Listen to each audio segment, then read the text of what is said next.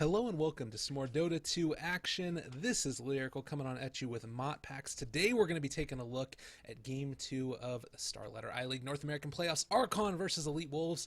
In the first game, spoiler alert, we ended up seeing Archon completely and totally decimate Elite Wolves. And what ended up happening was they mainly did it off the back of a first pick Alchemist. Surprise, surprise, we're seeing something similar here as Archon end up picking that one up. Slardar and Shadow Fiend as well as Tusk and Doom are going to be the bans out. MotPax, what are you expecting to see this game? Are you thinking that Archon in a position where they can sort of make this continue to be a pretty dominant performance here? Yeah, it's looking pretty good. A little bit interesting. So typically, when you want to go for something like this first pick Alchemist or anything like that, Slardar definitely number one priority. I would actually consider it more of a priority than the Ancient Apparition as they've shown here, simply because Slardar is so good against Alchemist. You get the minus armor on top of him, you get the lots of lockdown using the Slithering Crush and the bashes. Make sure he can't get off that ultimate. Surprise him from the fog. Basically in all kinds of ways he helps counter up against the Alchemist. But then, rather than going in towards something like the AA ban, since they are going to be first pick and everything like that, they do ban out the Tusk, simply because I think you don't really want to get Tusk paired up with another high quality hero on the side of E-Wolves, and I think they're trying to force them to take this AA pick early, but in response, the E-Wolves actually do answer back with the Bane. So that means now, unless they want to open up with both Bane AA right now, the chances are Archon's actually going to be able to ban out the AA this time. And frankly, it didn't do that much work for E-Wolves last game anyway, so they might be a little bit hesitant to pick it up this time. Looks like they'll take the other blue support and the Winter Wyvern. Very interesting. Based upon this, I'm wondering if we're going to be seeing Elite Wolves maybe go for some other type of very late game split pushy strategy, because that seemed to be what ended up working best for them in the last game, was when they were able to try and push out the lanes a little bit and then try and find pickoffs from time to time. It really wasn't working when they were trying to group up and fight. The team fights did not at all go the way that they wanted to. And to me, these two supports here seem very, very strong at being able to have the split push when you have the Winter Wyvern, and then likewise find that pickoff with the Bane, Nightmare, and Fiend script. So maybe that's going to be something that we end up seeing in something potentially like an anti-mage, or one of those other most diabolical, terrible heroes to play against that we end up seeing.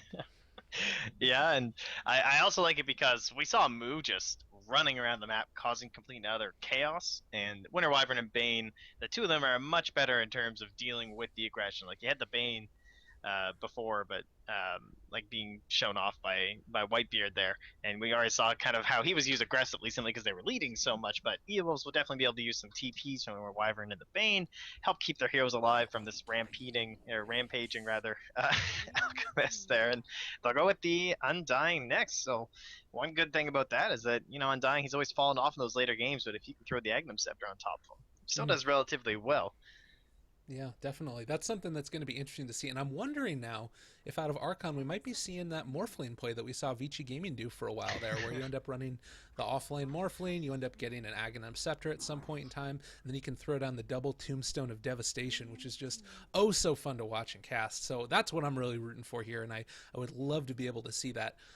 For Elite Wolves, I really don't think that now they can try and go on into a big 5-man push lineup. I think that their real only option here is going to be split pushing. Now, of course, if they wanted to, they can go for that kind of group up and fight mentality, but I really don't think it's going to work well because they don't have, at the very beginning, the best supports to be able to deal with the Tombstone. Both Winter Wyvern and Bane's range is really, really limited unless you're using that Arctic Burn for Winter Wyvern. But if you're using Arctic Burn on Winter Wyvern, I feel like to kill a Tombstone, I feel like you're kind of doing it wrong.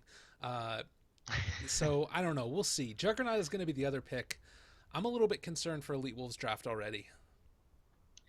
Yeah, it's I don't know. The thing about Archon is that we don't really know what direction they are gonna go. Like we talk about how they could throw the Aghanim Scepter on this guy, but they still have it open even with this Earthshaker pick. Like, do we want to go back towards that Radiance pick? Like, do we want to go towards something where I am gonna be handing out the Aghanim Scepters, or are we just gonna run at them? Like, are we gonna pick up a Pugna next or something?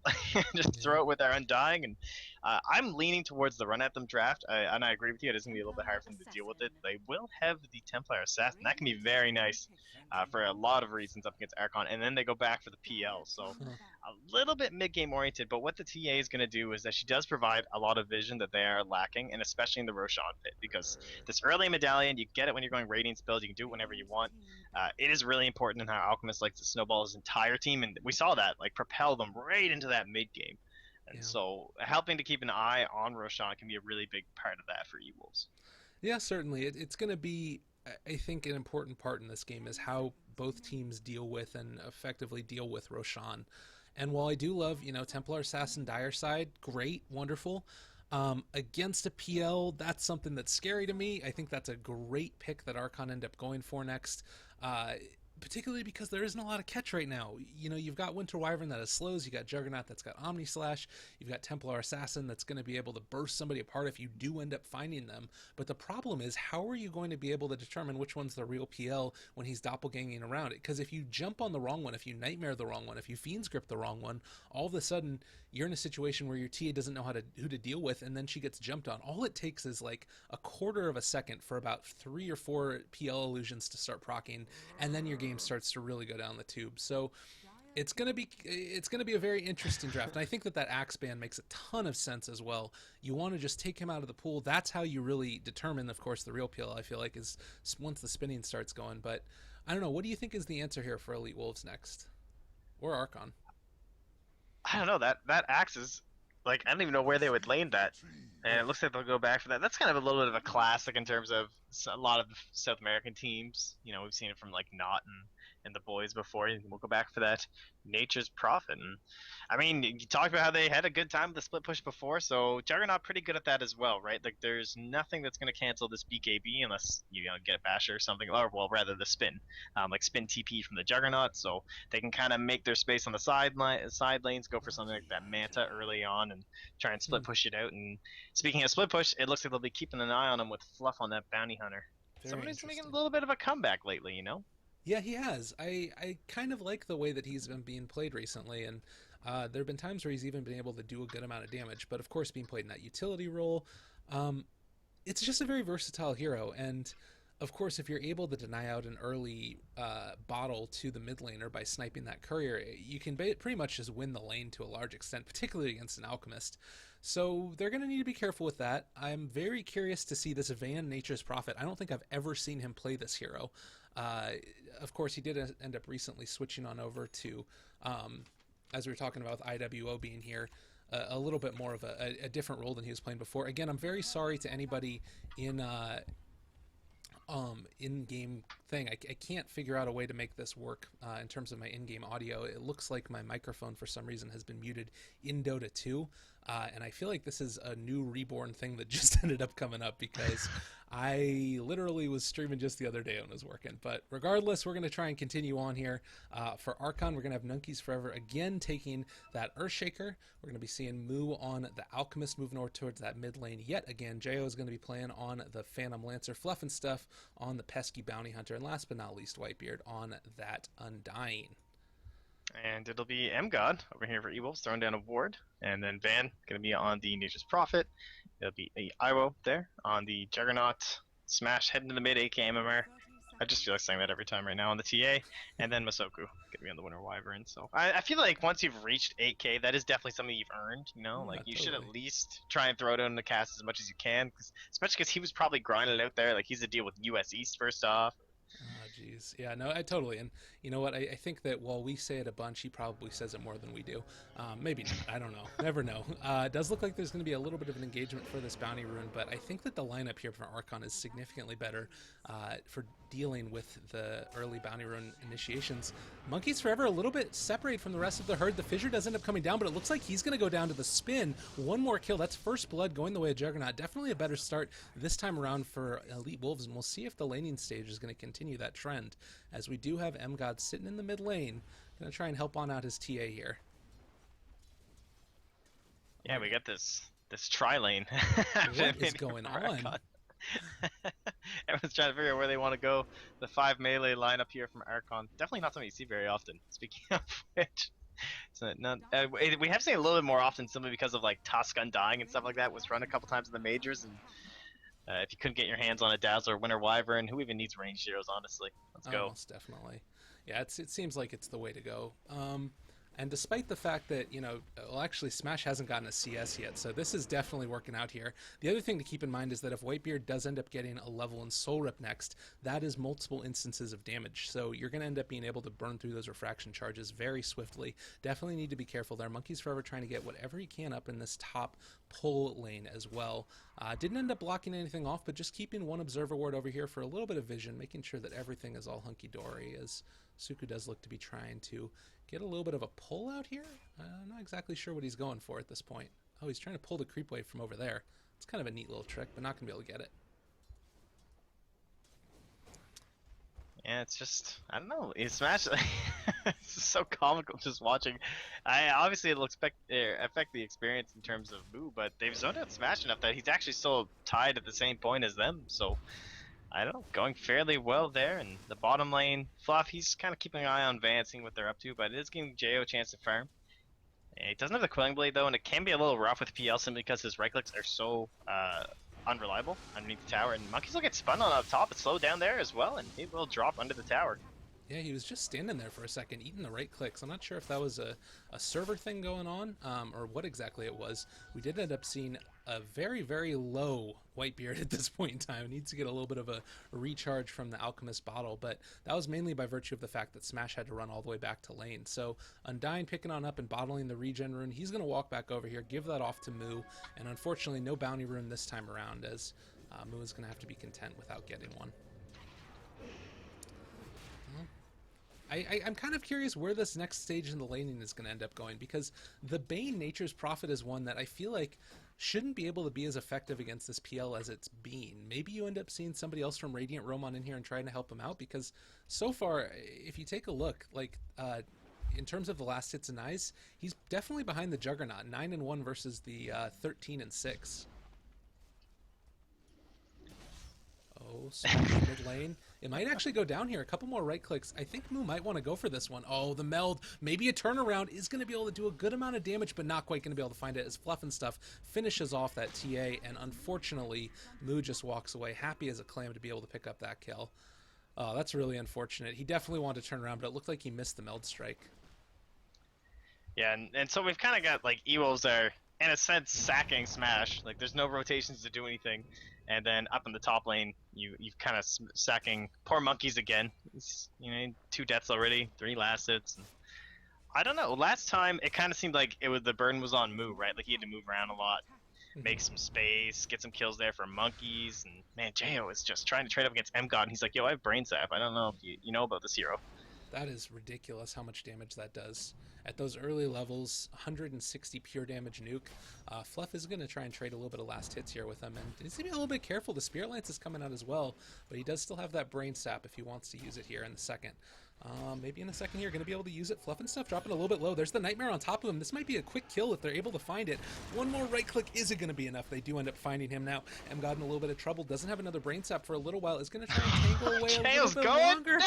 Oh my goodness gracious. Jo dropping low. It looks like he might end up going down here. One more right click is going to be all that they need, and they're going to try and tango dodge away. Needs to find him, but Jo's going to go down. Nature's Prophet gets the kill, but Fluff and Stuff has come back in. Another Brain Sap. There's that mana regeneration you need. Not able to body block. Meanwhile, we missed a kill up in the top lane as IWO was able to get another one, but enough time also in the mid lane. Undyne able to pick on off the Templar Assassin. What is going on in this game?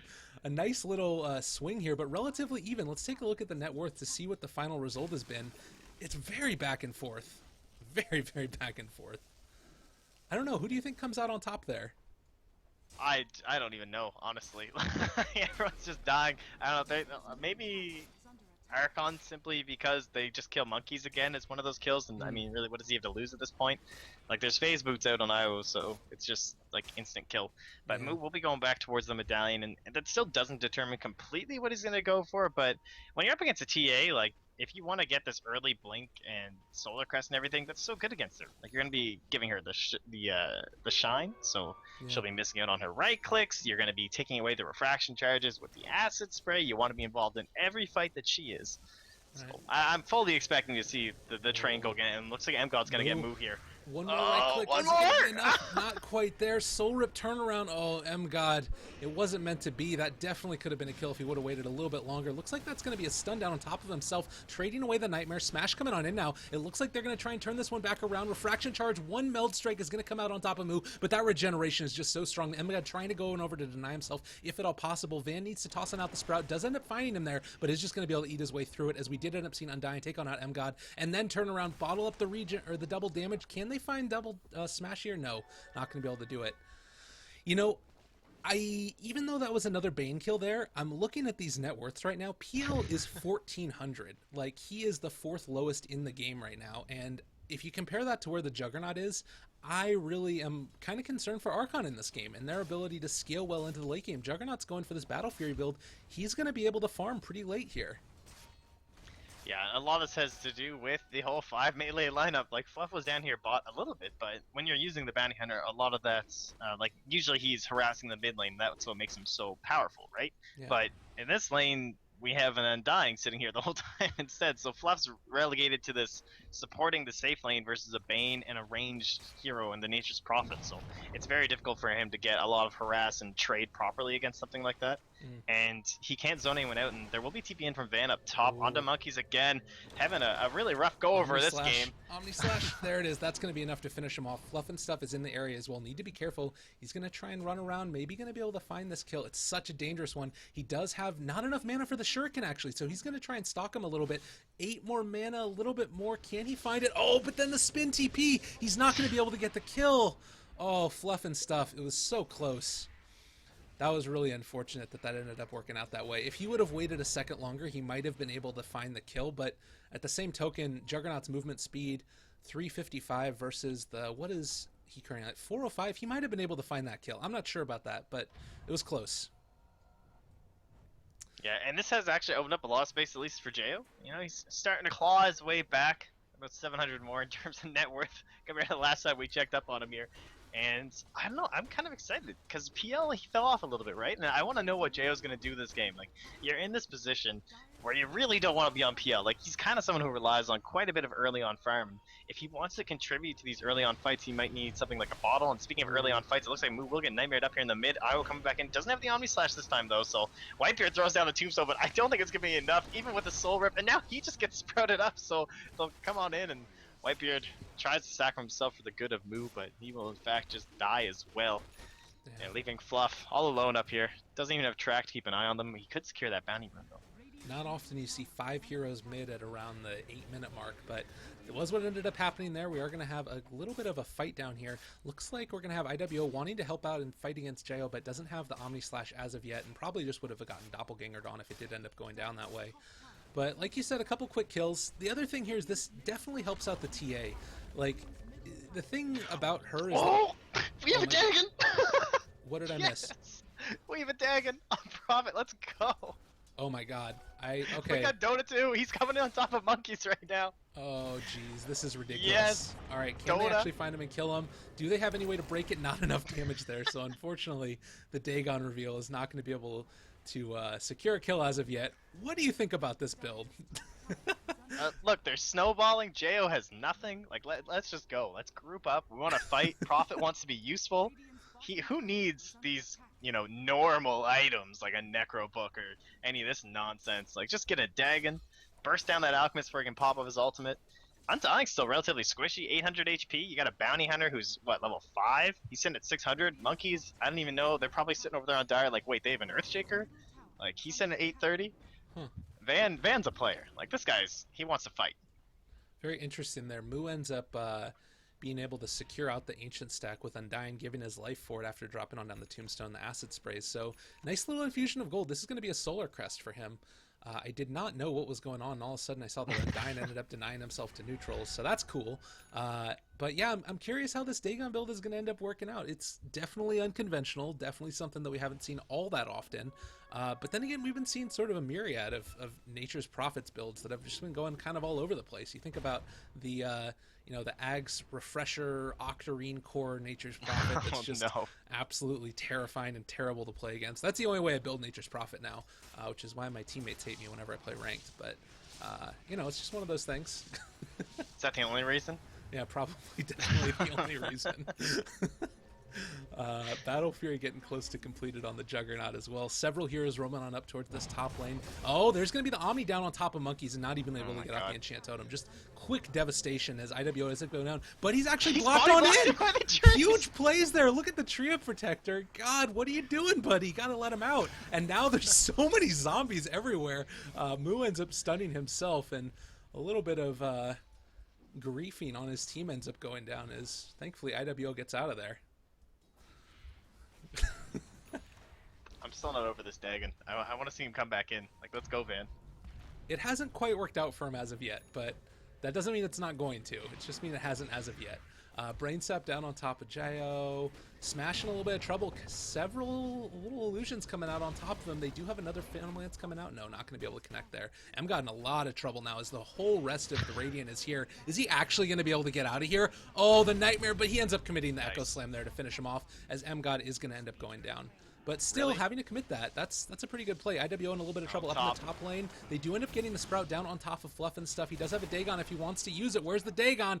Give me the Dagon. Isn't going to be able to quite get it. Trying to turn around onto Mu. Can he actually burst him down? There's a kill on the Bounty Hunter. Exactly what you want to have happen. And Mu just runs away, scared as all can be.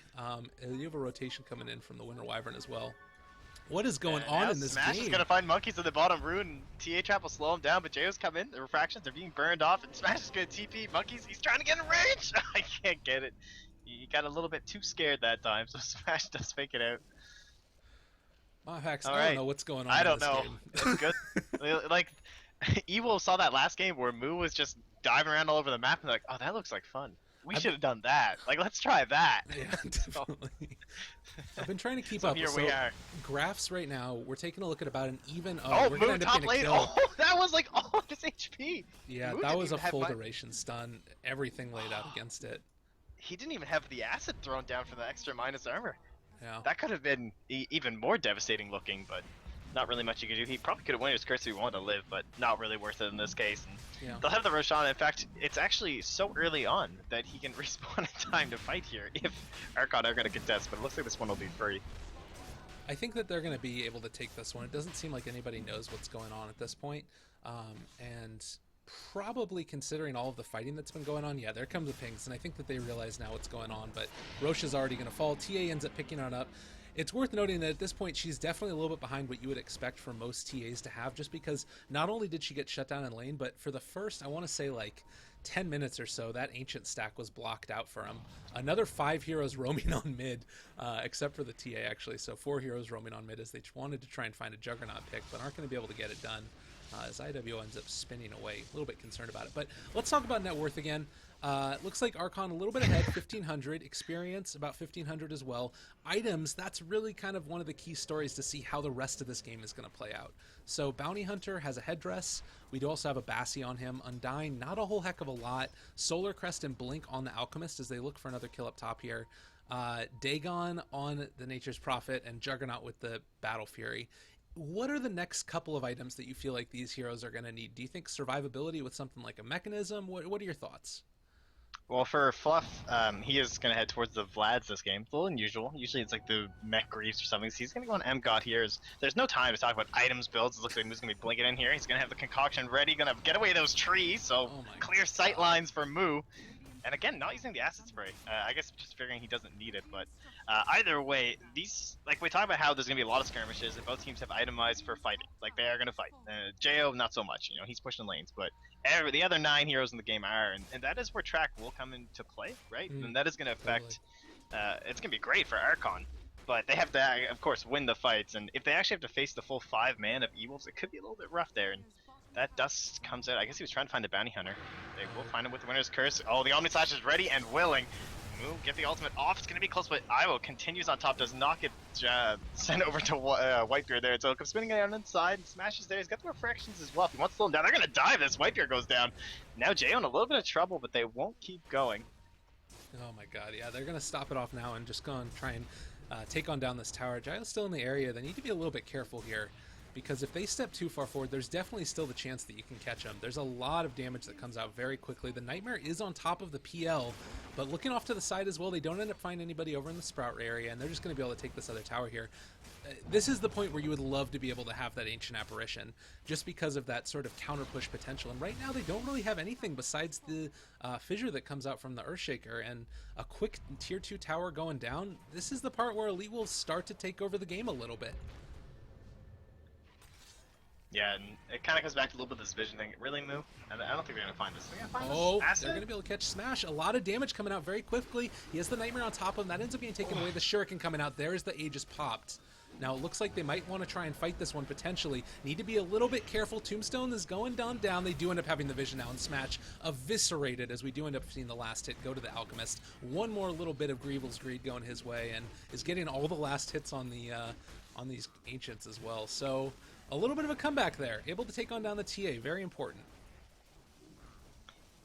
Yeah, that's huge. The initiation range of moves is actually massive when you look at the range of you can actually throw the concoction, I suppose, and combine with the blink dagger. So able to chase down Smash, and again, that does come because of the vision that has been provided here by Fluff, like being able to throw all these tracks, like keep an eye on everybody. Not quite as good as it used to be, but still gets the job done in a lot of ways.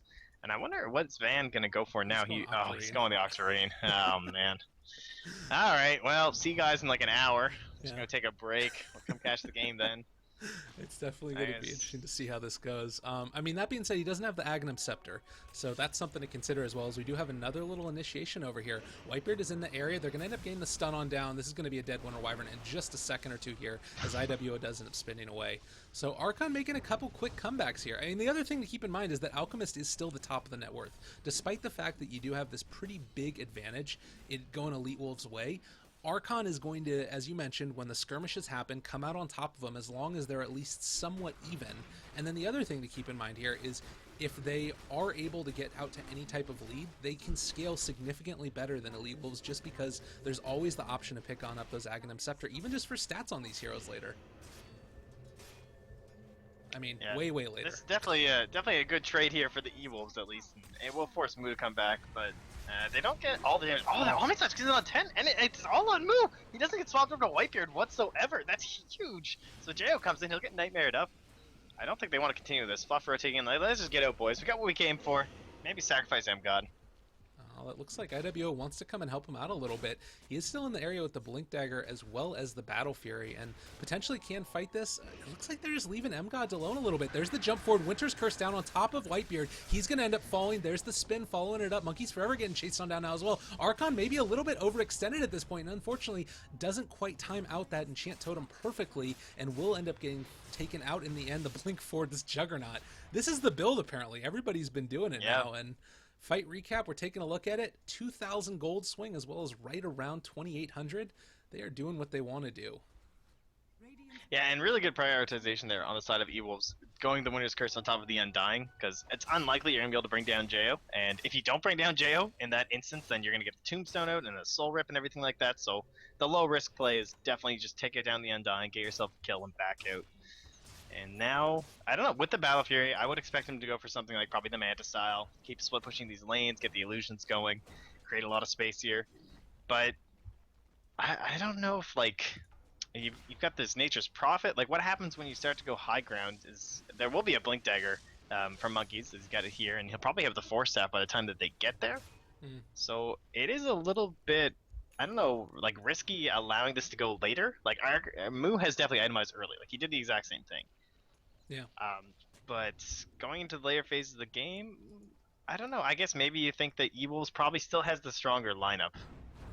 Yeah, I'm always a little bit concerned about PL late game, though. Like, it's sort of one of those things where when we talk about late game, we're sort of talking about the difference between, like, mid-late game versus late game. You know what I'm talking about there? Like, and 45 plus. Exactly. So yeah. I think that probably there's going to be a moment coming up pretty soon where Elite Wolves is going to have a stronger power curve, and Archon need to sort of survive through that if they want to be able to win it. Although I do think that they're still maybe a little bit stronger right now. Oh, Fluff and stuff in a little bit of trouble. Doesn't get found out there. They're going to be able to get the Fiend's Grip, but the Winter's Curse down on top of them. Echo Slam on the back. That's going to be a kill on top of Bane. A couple of quick kills go in the way of Alchemist. Now IWO going down as well. Everybody's falling for Elite Wolves, and oh man, we talked about it, but it didn't look like Elite Wolves were quite in the moment where they were ahead there. Jumping forward is going to be able to get the stun down on top of Smash. He's in a lot of trouble now. We do have the jump on in. Fissure laid down as well. Are they going to be able to find this kill? Does try to go invis. I think that he's going to keep on burning here. He's just taking a ton of damage. No Blink Dagger, no nothing. He's going to end up going down. You're going to stand on top of him with the stun because why not? And he's going to get stunned on up there. Another one ends up getting leveled against him. This is the slowest death that I've ever seen in my life. Smash is so sad. Monkeys Forever. Can he beat my Pastor one more time? No, he goes down. Undying gets the last hit. Oh, no. That was hard work and dedication right there. Get that kill there for the side of Archon. So, yeah, you're right though. They were so close. Like they were at that point where they were going to pick up more items. Like it's only a Battle Fury on the jug. Like he's got the Yasha now. I think he picked that up out of his stash after dying. I believe. I don't think he had it on his person when they went down. The first reveal of the Diffusal Blade in terms of like an actual team fight with it, I think you kind of forget just how much work it's actually able to do, and he absolutely crushed them. So the Archon core will be done though, and the split push game is ready to roll. There will be a tracker on Masoku though, and I can only imagine he will go down unless he does some serious terrain maneuvers here. I'm a little bit concerned about the Juggernaut though in terms of his actual ability to split push because Fissure is going to connect, and yeah, definitely is a dead Winter Wyvern. Just because when you think about the way that this ends up working out here, well, the split push is always good once you get that Ags and Octarine. He doesn't have the Aghanim Scepter yet. He's still a good ways away from it, and if that's the route that he wants to go, you know, obviously you're going to be able to toss out more Wrath of Natures, but they don't do as much in terms of your split push game. Of course, still spawning Treants at a ridiculous rate is wonderful, as Alchemist ends up finding another kill on this Bane here over in the mid lane. Sorry I ended up missing that one. I was just pontificating about that Nature's Prophet for a while. Ended up getting carried away. It looks like they're going to be going for Roshan here, but I don't know if he's going to be able to keep the lanes pushed out well enough against this lineup of Archons. And I'll certainly get a decent trade here, at least, from Iwo, knowing that they are inside the pit, since they, you know, can't see them anywhere. They will send back Mr. Monkeys Forever, though, and it should be enough to at least stop any, you know, total damage here. Probably won't even look at the tower.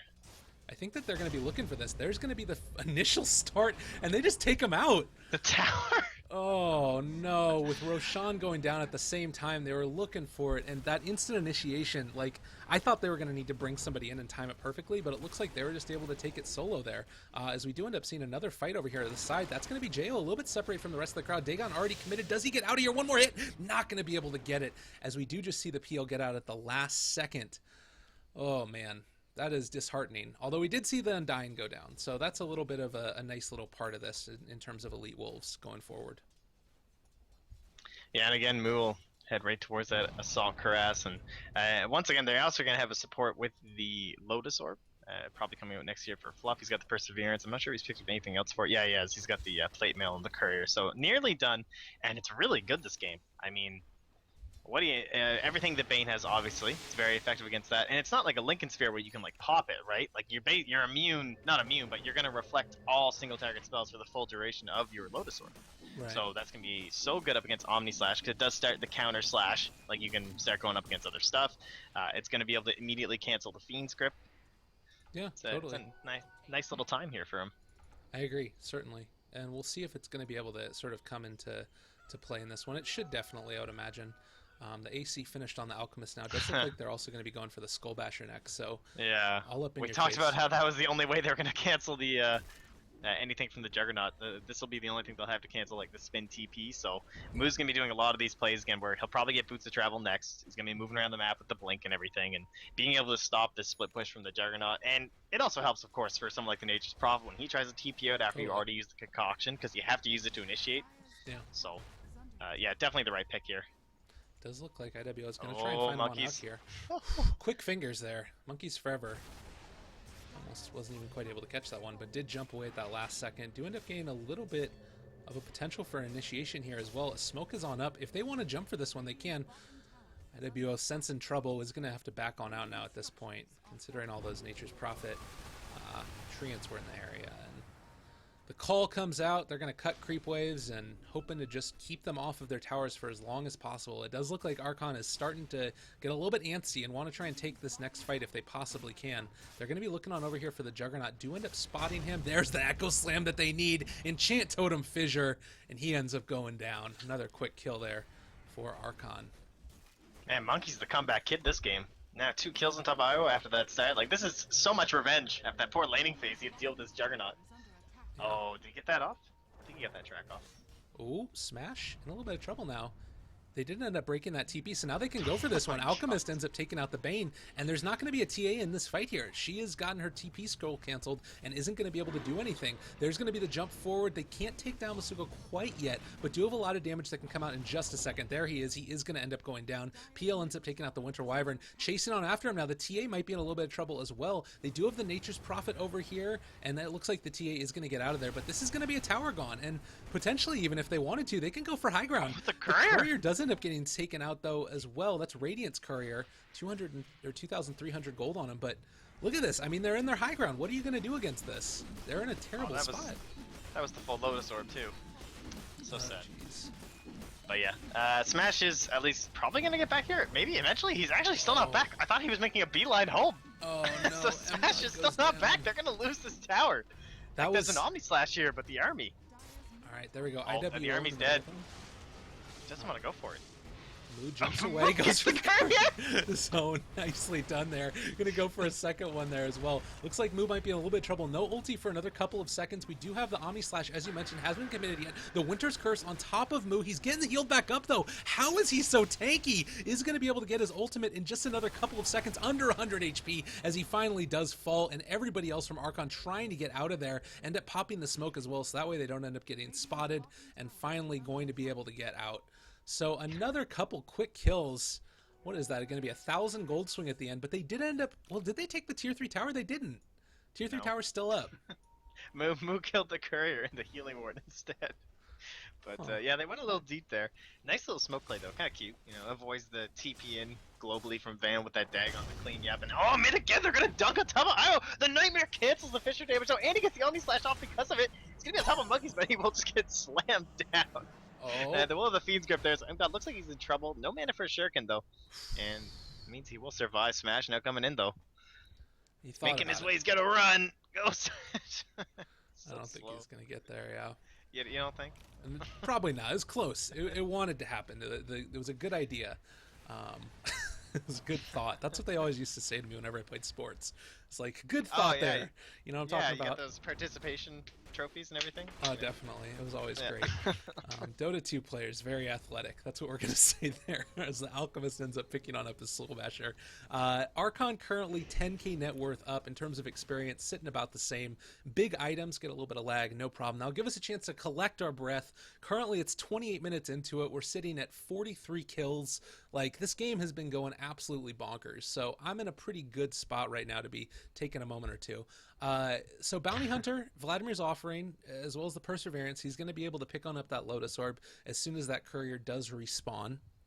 Undying Ghost Scepter. I like this pickup a lot, being able to deal with Smash once he ends up getting on top of that Undying. He is also the lowest level on his team currently, at only level 11, but does mean that he has that level 2 Flesh Golem. Actually hasn't skilled that. He ended up going for more levels in Decay and Soul Rip, interestingly enough. Earthshaker, working towards probably an Octarine, I would imagine. That kind of seems to be the build for Earthshaker, right? After you go Blink Force. It's definitely one of those items that we've seen people start picking up lately.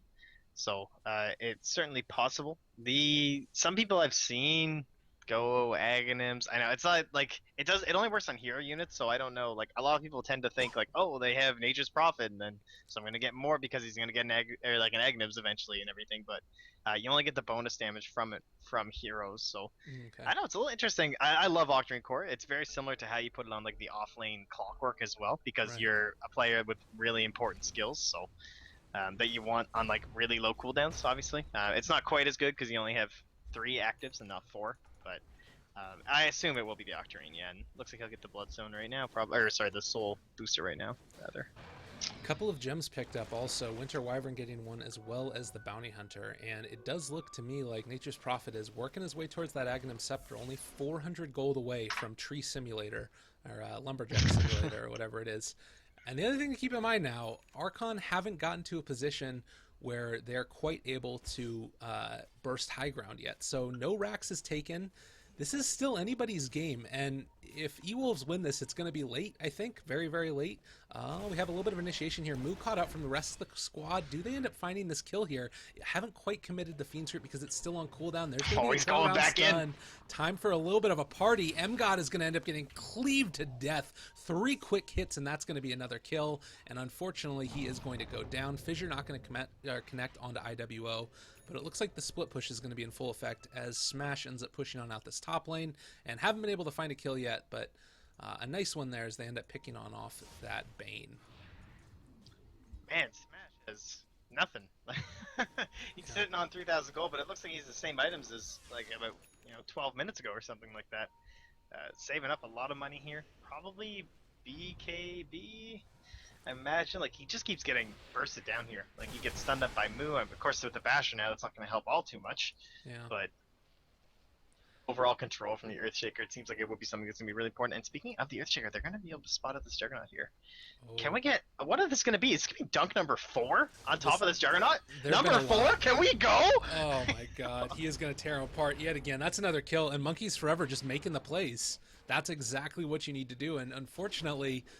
with that instant initiation, you just can't be in that far out on the lane. Juggernaut, you've mentioned it, IWO keeps on getting caught out here, and I'm not sure if this is a vision thing or what exactly it is, but you'd think with the Nature's Prophet, you'd be able to have pretty good vision. And I mean, let's take a look at it here. You see that there's nobody showing on the map, and you've also got great vision of their jungle. Mid lane, it does look like MGod is going to end up getting taken out so quickly. Just a quick little hit there, and he's going to go down. So this Nature's Prophet Aghanim Scepter, wonderful, but now you're losing a tier 2 tower. Looking at maybe, well, they cut the creep wave with the Ag Scepter, though. So they don't have another creep wave. This is all that they've got right now, which is nothing, actually. That's too bad. They actually have 0 creep. Like, they can't go anywhere. Oh, God, that sucks. All of the lanes are pushing in, so it begins. Oh, no. This is going to be very, very frustrating to watch, I am sure, at this point, for Team Elite, or for Team Archon. Like, in terms of net worth, they're ahead 12k, but they can't actually push out right now. At all. I just don't even know, man. This is going to be really frustrating. We've seen this a couple times. Like, we've seen the Moon Meander doing this, when he goes in his little build and does it. We've seen a couple, I believe Alliance did it a couple times too. It's ridiculous how much pressure you can put on. At least they don't have kind of that second hero. It's the Jug and the TA kind of combined to be almost like one. It's like half a Naga, honestly, or an Alchemist. They can do a little bit of work, but the spin only works when you can actually see the magic stun coming, and that has not been working up against Monkeys. Well, time will tell what ends up happening here. We're certainly in for the long haul, as this looks to be. Maybe this is just the play here, is that, you feel like you might end up losing, but even if we end up losing, we're going to break their spirit before we lose. I still think the Elite Wolves are definitely a position where they can win, but this is a little bit of... I mean, I don't know. What do you think about this whole idea here of the Aghanim Scepter up on the Nature's Prophet? Do you think it's something that really does work, or is it more of the sort of like cheesy getting in the opponent's head build? I don't even know. Like, you're up against an Alchemist, first of all, so he's getting so much gold if he's actually the one who can get these kills. And he does have the Boots of Travel now, so if he just wants to head into a lane, and he doesn't have any AoE clear besides the Acid, though, so it's a little bit hard for him to really capitalize on it, as we're actually going to see it right now. We'll see how much he can actually get. He can't get the stun off because they blocked him and canceled his blink. That was pretty great. So it's relatively hard for cleans up. It looks like there will be a fight there. They're going to Omni-Slash on top of Monkeys, though, and now Whitebeard almost goes down, but he Ghost Scepter's last chance before the Desolator gets there. Dunk comes out from Monkeys, got the low sword on top, protecting him. Moo has now entered the battle, got himself one kill, Smash B gave it up in the middle, but oh my god, he's tracked out, found out, and Van's down on the river. Come back up from the Aegis, Van's still stuck down there, we'll get Spirit Lance, and Smash looks like he has abandoned the fight, coming over to the other side of the river. And I think Van is just going to go down here, tries to TPO, but hey, yo, Bash Lord still has a concoction if they need it, but that turned pretty quick. That looked kind of good. The opener Omni Slash. Oh, nice pings. Well done. That's always good to see there. But again, you're looking at the situation where Van is back up in just a second, buys back, and is going to start pushing out the lanes. This is how they win this game at this point, is that basically they need to never fight, I think, honestly. I really don't think that they want to get into team fights. And if they just keep the lanes pushed out, keep Van alive, there's not going to be a situation where they're going to be able to push up high ground. Because look at all of the lanes right now. I mean, you've got mid that's pushed out almost across the river. Bot is pushed out almost across the river. They have another Nature's Call which is coming out, which is going to create more of these treants in just a second or two. I mean, you have the Octarine Core that's up on the Shaker, but look at these lanes. Like, bot is about to actually push on into the barracks at this point. So Oh tons of man. gold going, but I don't know. This is craziness. It gets so frustrating because you've built this combat build, like for Mu and everything like that, on one of the heroes. Oh, he's actually building Aghanim Scepter for somebody. Hmm. That's gotta be. I would imagine it could be the Earthshaker, probably. I mean, Undying's kind of good, honestly, but probably the Earthshaker. Or maybe himself just for the stat. Actually, you know what? You give the PL the stats. There, that's the play. Yeah. All right. There we go. It's the best one. I'm just saying it. Uh, but either way, you kind of have to play it like you get one creep wave. This is our creep wave. Like there are many creep waves like it, but this creep wave is mine. And they'll get their auras, and they're just gonna have to march this creep wave into the base without Van killing it with like his ultimates. I think that's actually the play. Yeah, I think that definitely has to be it, and it does look like they're going to try and do that a little bit. But of course, at the same time, that's going to be how many other lanes pushing in also.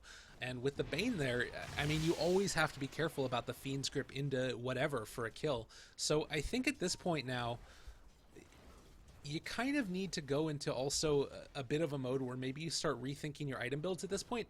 Alchemist is about to give away a 4,000 gold item. I almost would have thought about maybe him going back into something like a Radiance, or maybe being able to build that on somebody else. You need to build into Wave Clear right now.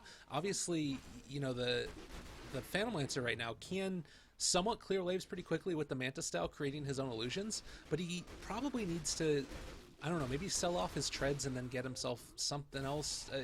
Is there any other split pushy item that you really like on PL? Do we go back to the Radiance days of PL with Manta style illusions? I'm okay with kind of how he's doing. I'd like to see, like, rather than a Radiance or something for Mu, simply because without the Manta, it's not that great. I kind of imagine maybe going like a Mjolnir or something, getting rid of the S and Y.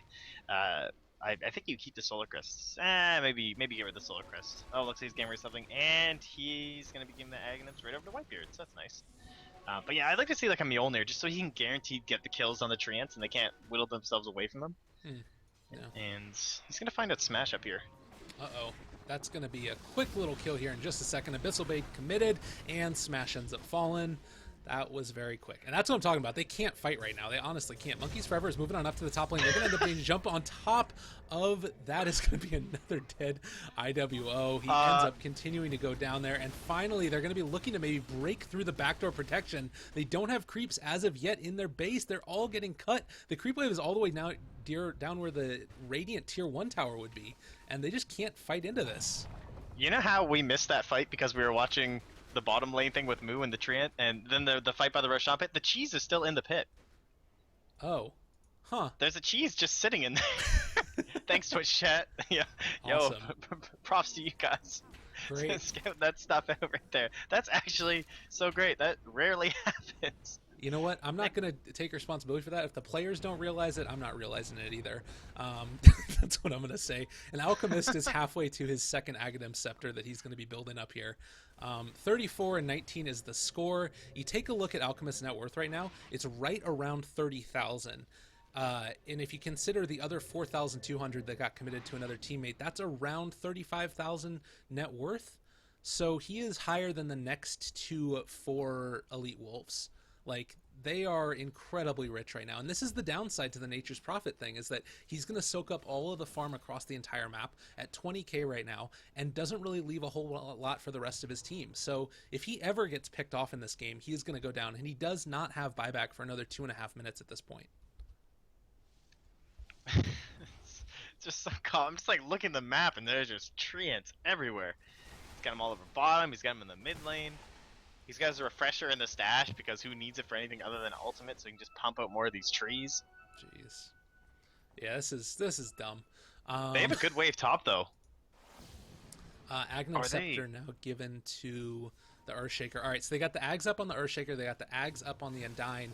The key thing to keep in mind, this is their though, time. like, look at the other lanes, though. They're still pushing out. They have tons of treants in the bottom and the mid lane, and they're going to have a couple of big creep waves. So they need to move quickly, because if they don't, they're going to end up going down here.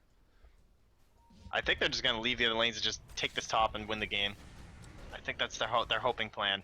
Certainly is a possibility. Although if they start taking these barracks multiple ways, then I think that they can still kind of slow roll it a little bit. Looks like this tier 3 tower is just going to keep on sitting up a little bit. Lotus Orb was committed for at least a second or two. Whitebeard is walking around like a big old hunk of zombie, but actually he's crazy tanky right now.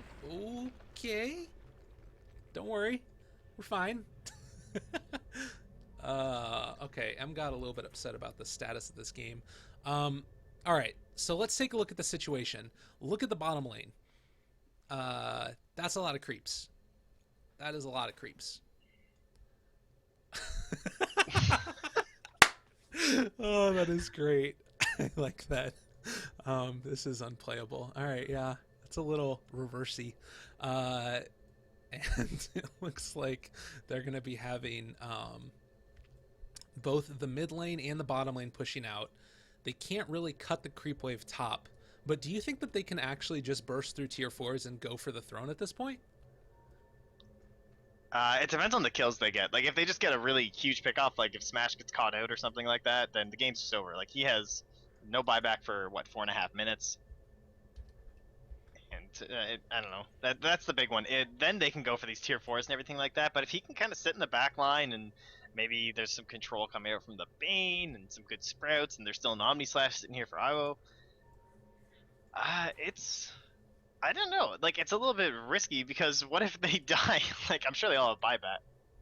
All right, none of them have buybacks. Yeah, no, they don't. No, nobody has buybacks except for the Wyvern at this point, and it looks like Winter Okay, Wyvern's gonna come I back thought in. you just I thought that was just the dire side with no buyback, but no. So the entire range isn't a buyback. So, huh?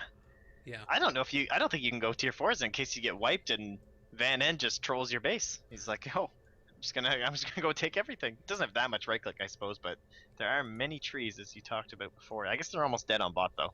well, the other thing though is that there's a lot of trees on bot, but a whole creep wave is about to spawn. So if he's got 9 seconds until the creep wave respawns, and once that happens, he's going to get a whole new fleet of treants to come on in, and he doesn't necessarily even need to be there for it. His refresher is going to come off of. He's not going to have another Nature's Call for another at least 36 seconds. So if he's able to stay alive through this, I think that he's in a pretty good spot. How close is he to buyback? He's actually a minute 26 away, so he can't die. If he dies, I think the game's over. That's kind of what it comes down to me, at least, is Van. But let's take a look at so far the kills and deaths and everything. Looks like Moo is sitting at 15-4. Bane has not had the best of game at 0-12. Oh hey. Juggernaut has. Oh sorry, packet loss is done. We did it. We did it. It looks like maintenance is over. Well, I'm checking now. It was really bad, but it appears to be gone now. So Okay. hopefully we should be going soon. Here's the hoping. Oh my goodness, what a freaking game! Just some Tuesday night Dota, man. Update night. Oh, Gotta watch out for that. But Major's throwing everybody off. Everybody's slamming in their games now. Just like, all right, Major's over. Back to work, everybody. Did you adjust your sleep schedule to watch the majors when they were happening? By the way. Slightly, because luckily I'm for like far East Coast, so I'm actually an hour ahead of Eastern time, so it was a little bit better for me. So it would be like 6 a.m. the first series started, because it was like 11 a.m. there, and so Right. I got up at like 8, a couple days just to watch games. Nice. So, not too bad. I was up every single day at like, I don't know, whenever they started. I basically just switched over to European time the whole time, and I'm on West Coast, so my wife was very, very upset at me for not being like present during the day. Seriously, like just done. Yeah. So then also like throughout the past couple days, it's like I've been recovering from jet lag. But you have to admit, those games were amazing. It was awesome to watch them all. And I was definitely rooting for the other South American team while they were there, Unknown. It was pretty awesome to see them do pretty well. And of course, OG at the end as well. Yeah, that was such an exciting final day. I got up and tried to not get spoiled. So I tried to watch like the active broadcast, right? So I turned on the Twitch page and I'm like trying to cover like the Twitch headline with like one hand Right. and try and navigate to the past broadcast so I can start at the beginning. But then when I did that, it still had the title as Grand Final up next, OG versus Secret. Oh no. And so I was like so excited because I'm like, wow, they actually beat EG. Like that's pretty cool. But I really wasn't expecting it. I think, I'll go back to this again. What I felt like there is that it really showed that versatility is so important this patch, being able to play so many different heroes, because it felt like the draft ended up winning them the game most of the times. And I think that was mainly off of the back of the fact that their player pool and their hero pool was so deep that they could run anything, and they didn't know how to prioritize the draft picks against them. And Secret didn't, and I think EG to a certain extent didn't also. And OG just played a really compelling and great game. But that's not the game we're talking about. We're talking about Archon versus Elite Wolves. I'm probably Oh rambling well, and saying stuff that's not important, but it is what it I is. mean, I feel like we need like a forestry degree to keep going on about this game. Honestly, there's trees and they're pushing lanes, and then he plants more trees. Yeah. And then on the other side, the other team happens to be playing a game of Dota 2. At least they're attempting to, but they can't because someone has initiated a forestry course Right. in the middle of the match. Yeah. See, this is the thing is that everybody hates the Nature's Prophet at the end of the day. He Yeah. just draws Teammates, everything it's out. like techies, you know? Like the only person having fun in a techies game is the guy playing techies. Yeah, I play that here on occasion too, but it's good. It's good stuff. I'm quite excited to see how this one ends up all working out. I think it's kind of also a point where you need to consider how the rest of your team is doing and how the beginning of the game started. If Nature's Prophet was doing like going straight for the Aghanims into the Octarine, I don't think that they would be able to be in as close of a situation as they are right now because the fact that he went to it a little bit later gave Smash a little bit of time to catch back up and farm. Still, he's definitely low, currently the 5th lowest on the net worth, but it still was something where he's able to get a couple of those key items, get the Desolator up, get the Blink Dagger up. Now he has BKB, so he's a little bit more survivable. 9 seconds worth noting on that one. And I think that probably if you ended up just going straight for the Ags Refresher Octarine on Nature's Prophet, you wouldn't be able to get any type of sort of farm up on your other heroes, and then you just straight up lose because you have like a 40k net worth Prophet and a 7k net worth TA. Oh, Go is getting called. We're It's going. happening. It's happening. All right, I let's think see we're how this good. fight goes. I don't know what's going on in this fight right now. All right, Whitebeard is Ghost Sceptering on up, staying alive a little bit longer. IWO separated slightly from the rest of his team, is backing up now, does have an Omni Slash if he wants to commit it, but it looks like there's the jump forward Echo Slam. Oh, there they go. Archon with the triple kill, tossing the game. Oh, geez. All right, GG ends up getting called. Very unfortunate. Looks like Elite Wolves are going to end up losing this one. It was a good game, well played. Kind of frustrating to have it end up going out that way because I think that probably Pack-a-Lots did have something to do with it. Any thoughts on what we end up seeing in the whole series in general as Archon take it 2-0? No, just well played. Like they gave him the Alchemist the first game, and Moo had a dominating performance, and then they gave it back, and Moo had a dominating performance. Like he's just all over the map. He's stunning you. He's taking down the supports was his main role. Like he would just appear somewhere, and M God was dead. Like 0-13 and 8. It kind of says it right there. 1-8 and 9 from Masoku as well.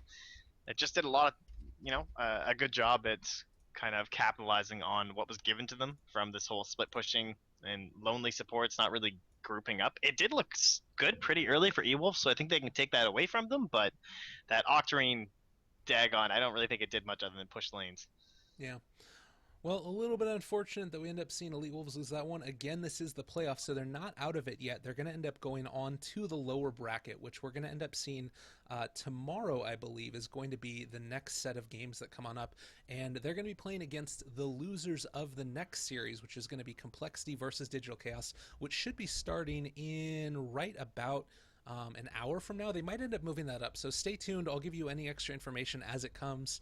MotPax hopefully is going to be sticking around for the next series. Is that the case? Yes? Oh, you know it. Oh, absolutely. I'm so excited for that. We get some new lineups. We got the Stay Green boys are backing at it. Yeah, it should be a good one. I'm really excited as well. So stick around. I'm going to be playing some absolutely fantabulous music, chilling in chat. Let me know what you guys think about it. Again, at Lyrical Dota and at MotPax to be able to follow us. We've been your casters today. And congrats to Archon as they move on into the upper bracket of the NA playoffs in Star Ladder. See you guys in a few.